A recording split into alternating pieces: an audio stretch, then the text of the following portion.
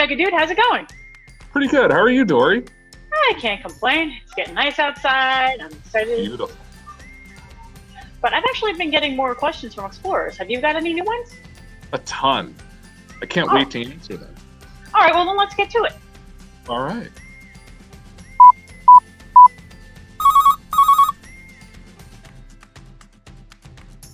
Hey, Omega Dude, I've got a question for you. Is time travel possible? That is a really interesting question.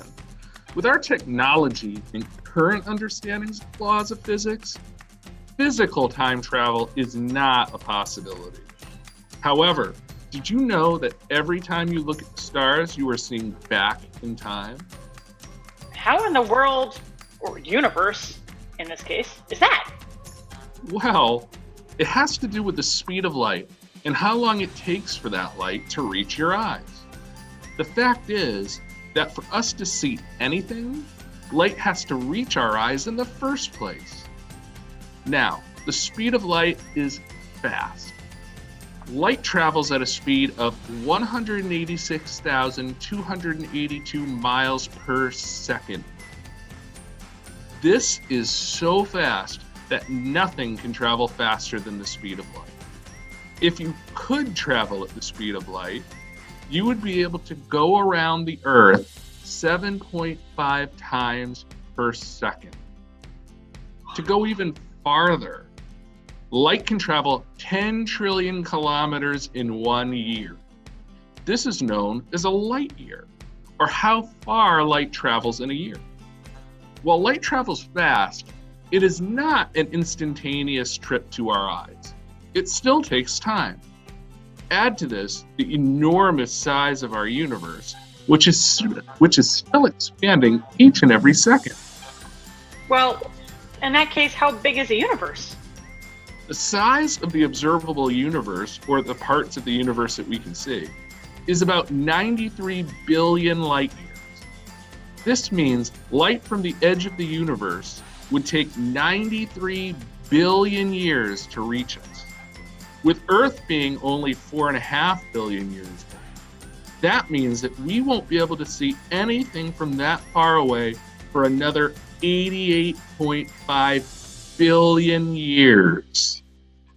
Let's get a little bit closer though. Betelgeuse, the star, not the movie. Okay, I getcha.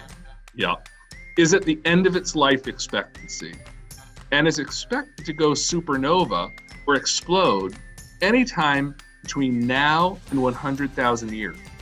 When it does, it will be so bright that we will be able to see an image of that explosion in the sky as bright as half a moon for about 3 months. Betelgeuse, however, is 724 light years away. That means that if we were to see it go supernova tomorrow, it would actually have happened 724 years ago, and the light from that explosion would have just reached our eye. It is possible that this explosion could have already happened, and the sight of it is on its way to our eyes as we speak.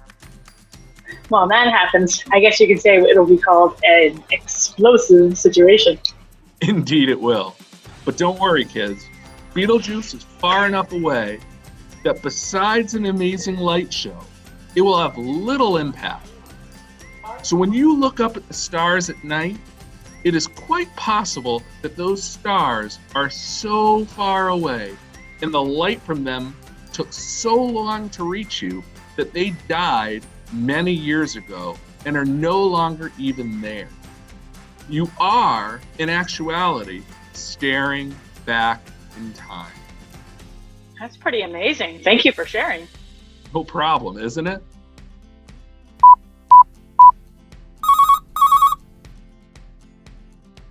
Hey, Dory, I have a question. What's that? Does sugar make us hyper?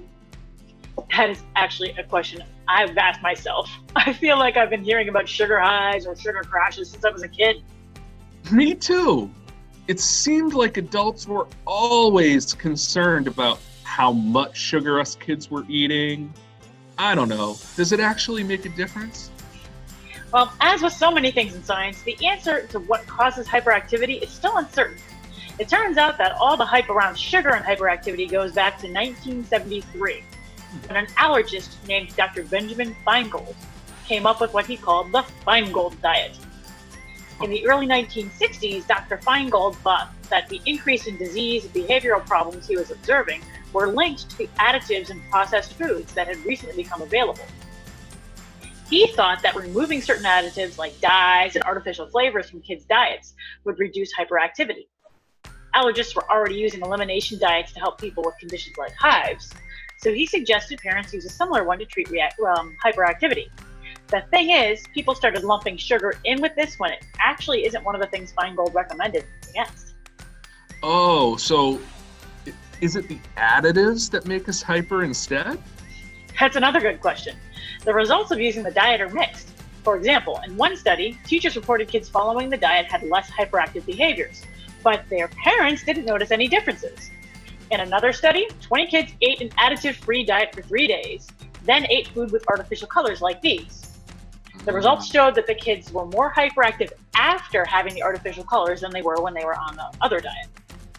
There are also some researchers who believe that the diet may help some, but not all kids diagnosed with ADHD. From what I found in my research, it looks like more studies will be needed to finally figure out what we have here, draw consistent conclusions.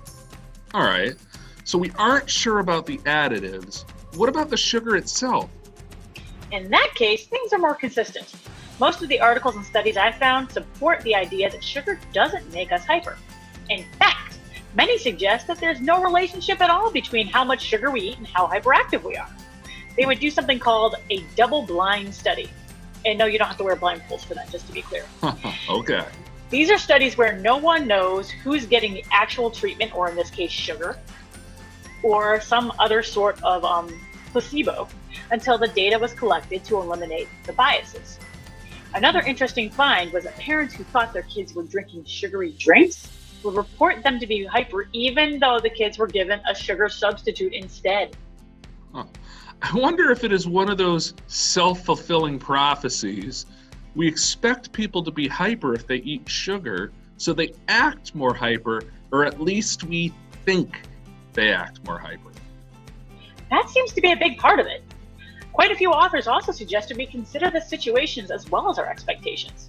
How often do we blame the sweet treat before if we ask ourselves a kid was overstimulated or just plain tired and that's why they acted out?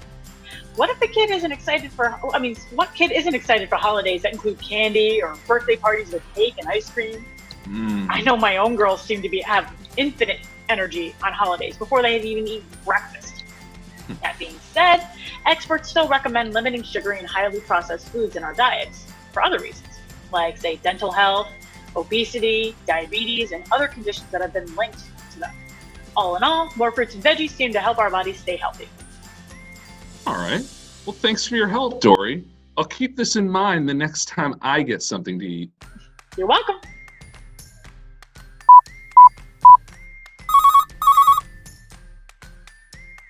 Well, Dory, it was really great to talk to you again.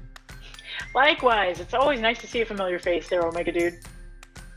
And if any of you out there listening want to submit your own questions, we would be glad to look into it and provide any answers we can for you. Go ahead and send those questions to Ask Starbase, and we'll hopefully see all of you soon. Bye! Bye!